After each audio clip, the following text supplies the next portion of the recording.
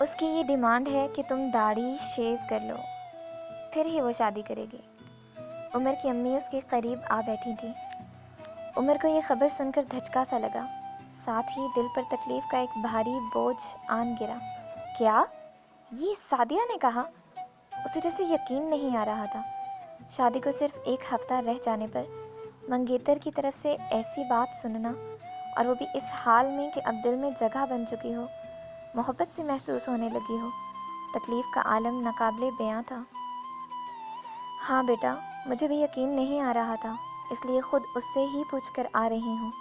میری مانو تو اس کی مان لو، کیا ہے اس میں؟ ایک داڑھی ہی کی تو بات ہے۔ آج کل تو لوگ 2 ٹکے کی جاب کے لیے بھی داڑھی چھوڑ دیتے ہیں۔ تمہارا تو پوری زندگی کا سوال ہے بیٹا۔ اتنی اچھی لڑکی ہے، پڑھی لکھی، خوبصورت، جوان، اچھا خاصا خاندان ہے، خود وہ ڈاکٹر ہے، اور کیا چاہیے؟ اب ضد نہ کرنا بیٹا۔ سارا صاحبہ بیٹے کو سمجھانے لگی۔ پہلے منگیتر، اب ماں، اور کس کس کا مقابلہ کرنا پڑنا تھا۔ عمر کا صدمے سے حلق گھٹنے لگا تھا۔ امی جان، جب اس نے مجھے پہلے قبول کیا تھا تو اس داڑھی کے ساتھ ہی کیا تھا۔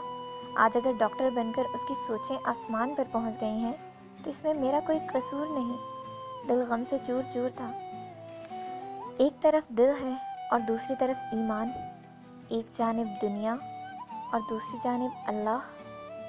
ایک رستہ دل پسند زندگی کی طرف جاتا ہے اور ایک ہجر کی تنہائیوں کی طرف۔ عمر سنسان پارک میں بیٹھا خود سے مخاطب تھا۔ آج بہت بڑا امتحان لے لیا تھا اس سے اس کے رب نے۔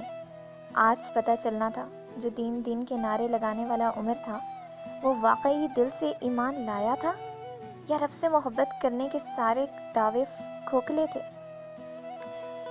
عمر کے ذہن سے پرانی خوبصورت یادیں گزرنے لگیں۔ وہ جب پہلی مرتبہ سعدیہ کے گھر گئے تھے، جب رشتے کے لیے ہاں ہوئی تھی، دوستوں کا شادی کی خبر پر چھیڑ چھاڑ، ہنسی مذاق، عمر کی آنکھوں میں نمی اتر آئی۔ ایک داڑھی کی بات نہیں ہے، میری پوری آخرت کی بات ہے۔ پلکوں پر کچھ قطرے نمی کے نمودار ہوئے۔ اللہ اکبر، اللہ اکبر۔ قریبی مسجد سے اذان گونجنے لگی۔ اللہ اکبر، اللہ سب سے بڑا ہے۔ اف، بے شک اللہ سب سے بڑا ہے، سب سے پہلے بھی ہے اور سب خواہشات سے اوپر بھی ہے۔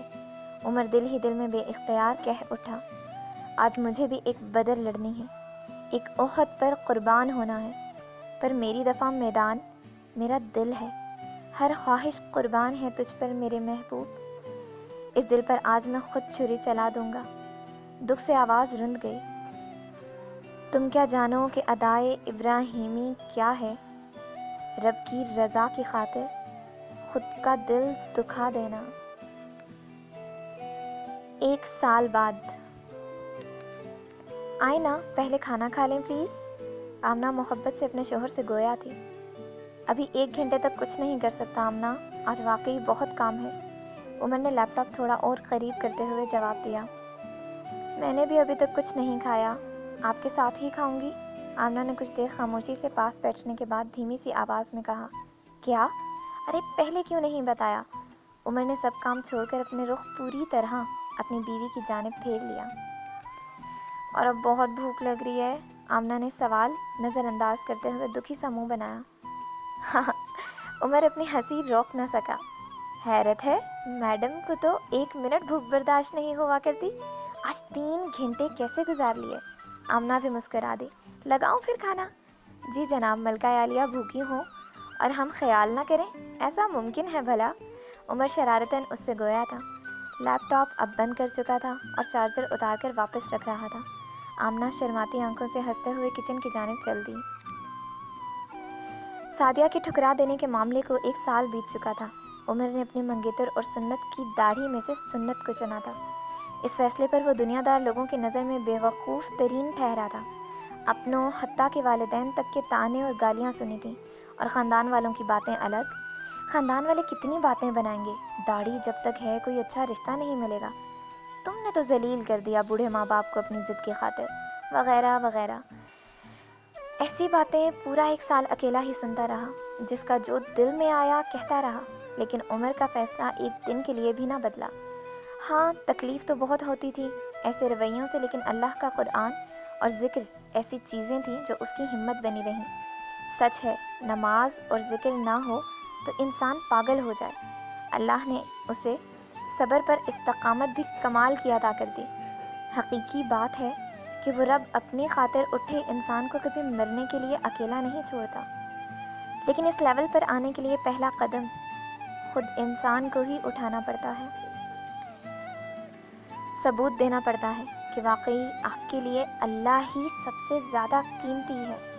اس کے بعد ڈرپوک سے ڈرپوک ترین انسان کا دل بھی پہاڑ کی طرح مضبوط ہو جاتا ہے۔ اسے وہ مضبوطی عطا کر دی جاتی ہے جو اس کے قدموں کو رب کے رستے پر جما دے، اس طرح کہ پھر دنیا کی کتنی بھی سخت ہوائیں چلیں اسے گرا نہیں سکتی، اس رستے سے ہٹا نہیں سکتی۔ لیکن اس راہ پر صرف دکھ، تکلیف اور محرومیاں ہی نہیں ملتی، بلکہ انسان وقتاً فوقتاً انعام سے بھی نوازا جاتا ہے، جیسے آج عمر کو نوازا گیا تھا۔ عرصے کے گھپ اندھیروں اور طوفانوں کے بعد اس کی کشتی کو بھی کنارے لگا دیا گیا تھا۔ اسے آمنہ جیسی ایمان والی، محبت کرنے والی، شرم و حیا والی ایک پردہ دار خوبصورت بیوی عطا کر دی گئی تھی۔ سعدیہ کو اللہ کے لیے کھو دینے پر اس کی دنیا کو ہی جنت بنا دیا گیا تھا۔ عمر کو کبھی کبھی لگتا تھا جیسے اللہ نے اس کی ساری فیلنگز کو سمیٹ کر ایک انسان کا روپ دے دیا ہو۔ آمنہ کے نام سے جیسے وہ حقیقتاً کوئی انسان نہیں تھی، بلکہ عمر کی ضرورتوں کا جوابی عکس، اس کی آنکھوں کی ٹھنڈک اور اس کی روح کا سکون تھی۔ جبکہ دوسری جانب سعدیہ اسے ٹھکرا دینے پر آج بھی کنواری بیٹھی تھی۔ وہ شاید بھول گئی تھی کہ جسے ایک داڑھی سمجھ کر ٹھکرا رہی تھی وہ محض ایک داڑھی نہیں تھی، بلکہ سنت رسول صلی اللہ علیہ وآلہ وسلم تھی۔ اصل میں توہین اس نے عمر کی نہیں کی تھی، بلکہ اللہ اور اس کے نبی صلی اللہ علیہ وآلہ وسلم کی سنت کو جھٹلایا تھا، اور یہ کوئی چھوٹا جرم نہیں تھا۔ سعدیہ کی طرف آج کتنے ہی نام نہاد مسلمان داڑھی، پردہ، ٹخنوں سے اوپر پائچے اور دین کی دوسری کئی باتوں کے لیے کتنے آرام سے نفرت آمیز رویے کا اظہار کرتے رہتے ہیں،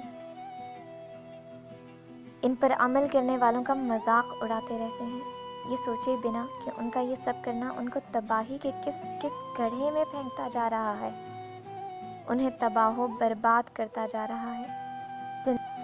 ایسے لوگوں کی زندگی سے سکون ایسے ہی نہیں چھن گیا۔ نبی کے صحابہ کے رستے پہ چل کے دلوں کا سکون ہم نے حاصل کیا ہے، لگا ہے نشہ جب سے جنت کا ہم کو، اچاٹ اپنا جی اس جہاں سے ہوا